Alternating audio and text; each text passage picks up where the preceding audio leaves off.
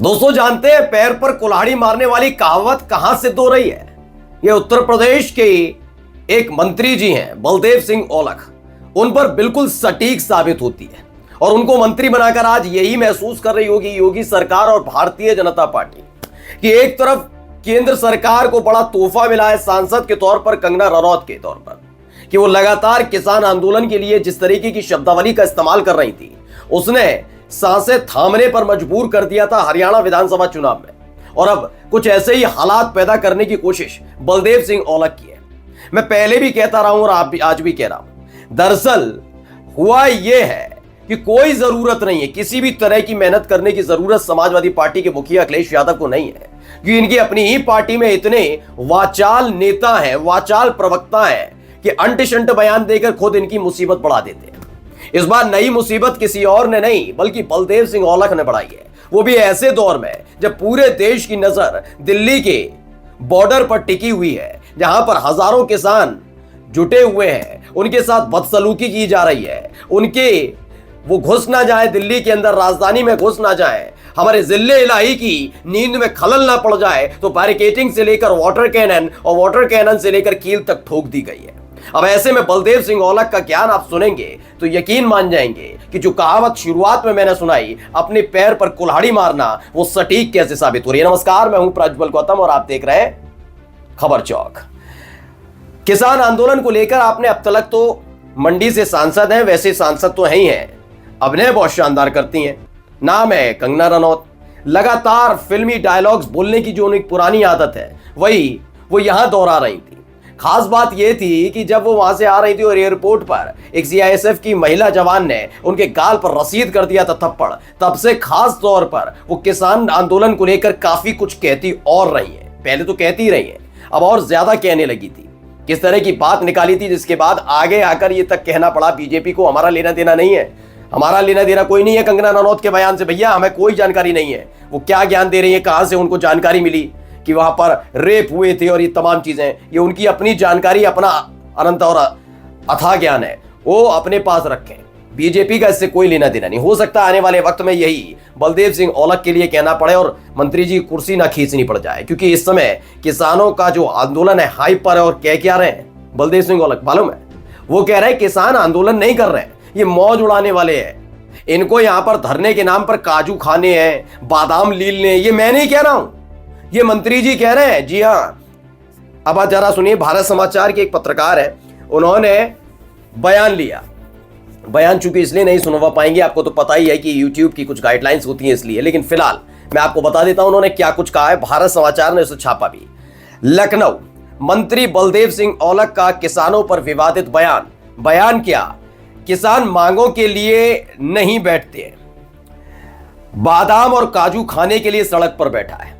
अभी काजू और बादाम कैसे मिल रहा है मंत्री जी की और मंत्री जी की सरकार, उनकी पार्टी की बदौलत, जरा मैं दिखाऊंगा अभी तस्वीरों में। मैं चाहता हूं कि मंत्री जी और अपनी पूरी कैबिनेट के साथ और अपनी कैबिनेट के मुखिया के साथ एक बार कुछ ऐसा ही कर लें, ऐसे काजू बादाम खाया है, कितना अच्छा लगेगा, फिर मानूंगा ये रामराज आ गया है। सरकारी दफ्तर में, आलीशान दफ्तर में बैठकर, बड़ी बड़ी गाड़ियों में बैठकर ये ज्ञान की पंजीरी बांटना बड़ा आसान है मंत्री जी।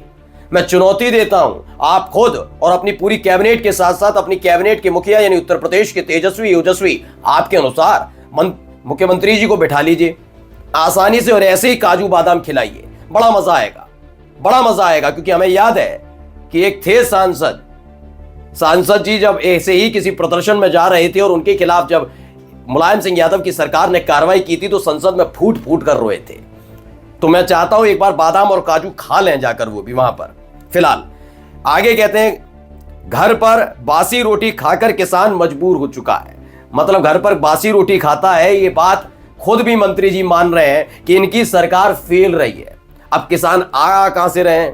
किसान हरियाणा के हैं, किसान उत्तर प्रदेश के हैं, इलाके के ना, फिर वो किस्त कहां गई? आपको कैसे पता किसान बासी रोटी खा रहा है?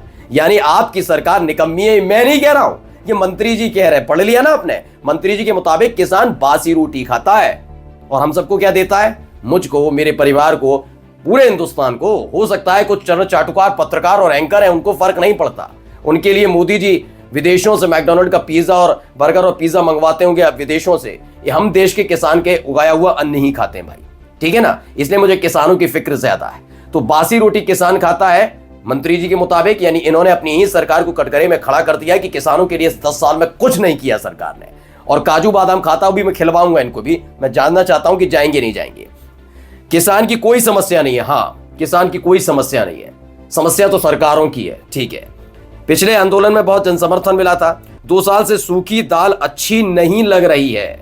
ये सोचिए, बलदेव सिंह औलख कहते हैं कि सूखी दाल और बासी रोटी खाता है इस देश का किसान। और ऐसी अगर किसान ये खाता है, 2 साल वाला जिक्र किया ना, 2 साल से बासी रोटी, तो 2 साल से इस मुल्क में जिसकी सरकार है, जिस पार्टी की, उसे चुल्लू भर पानी में डूब जाना चाहिए।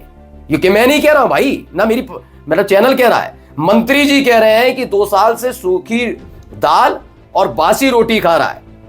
और अगर ऐसा हो रहा है किसानों के साथ, तो ऐसी देश में जिसकी सरकार है, उस पार्टी को चुल्लू भर पानी में डूब जाना चाहिए कि अपने ही अन्नदाता के लिए वो व्यवस्था नहीं कर पाए, केवल फोटो खिंचवाई प्रथा का निर्वहन करते रहे।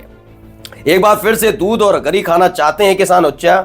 विपक्ष ने किसानों को मोहरा बनाकर सड़क पर बिठाया, बहुत बढ़िया। अपनी मांग उठानी है तो पीएम के सामने बैठना चाहिए। बैठते हैं, किसान आंदोलन में बैठे थे, आए थे क्या नहीं मालूम, बस बोलना है। मैंने कहा ना, वाचाल हैं ये सारे के सारे।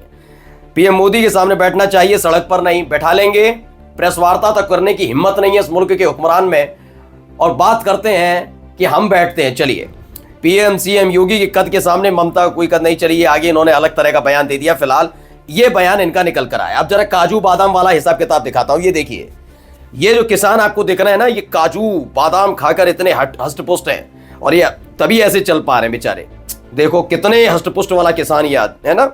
बुजुर्ग हैं वो, हमें लेना देना नहीं, किसान है। क्योंकि मंत्री जी ने कहा, वो भी बीजेपी के नेता, बीजेपी यानी घनघोर राष्ट्रवादी पार्टी। और अगर योगी आदित्यनाथ की सरकार में कोई मंत्री, वो तो भयंकर राष्ट्रवादी होगा। ये सारे के सारे ऐसे ही हैं, ये सरकार को बदनाम करते हैं। बासी रोटी वो खाना चाहते हैं, और जब धरने में आते हैं तो इन्हें काजू बादाम मिलता है, सरकारें देती हैं, जैसे इनकी सरकारें ला के परोस रही हैं। शर्म आ जानी चाहिए, शर्म कर लेना। ये देखिए लिखा है, जो किसान नेता जगजीत सिंह डिल्लेवाल, जो सुबह 5 बजे से रात 11 बजे तक किसानों के लिए भागदौड़ करते थे, फिर भी नहीं थकते थे। आज अनशन के 15वें दिन उनमें इतनी शारीरिक कमजोरी आ गई कि उनको दूसरों का सहारा लेकर चलना पड़ रहा है, ये बताया गया। खैर आगे दिखा देता हूं जरा, काजू बादाम और खाते। देखो कितने सारे किसान काजू बादाम खा रहे हैं।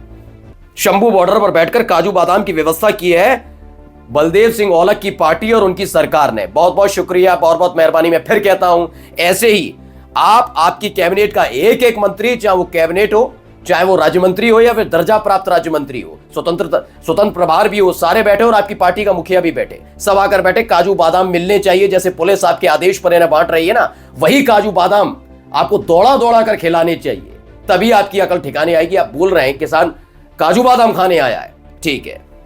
अगली देखिए वीडियो, ये तमाम अलग अलग वीडियोस निकल कर आती है, और इन आधार पर ही मैं पूछ रहा हूं, मंत्री कहां है काजू बादाम? खाने हैं तो चाहिए ना। फिलहाल इनकी यही हरकतें हैं जो इनको बताती हैं कितने राष्ट्रवादी हैं। हाँ, बात अडानी और अंबानी की होगी तो संसद में हंगामा नहीं होगा, कुछ नहीं होगा, लाखों रुपए डूब जाए निवेशकों के, लेकिन किसानों की बात वहां तक पहुंचनी नहीं चाहिए जहां तक पहुंचकर उनका समाधान निकालना चाहिए। और ऐसे ऐसे मंत्री, ऐसा ऐसा ज्ञान, कुछ तो शर्म करो। नमस्कार।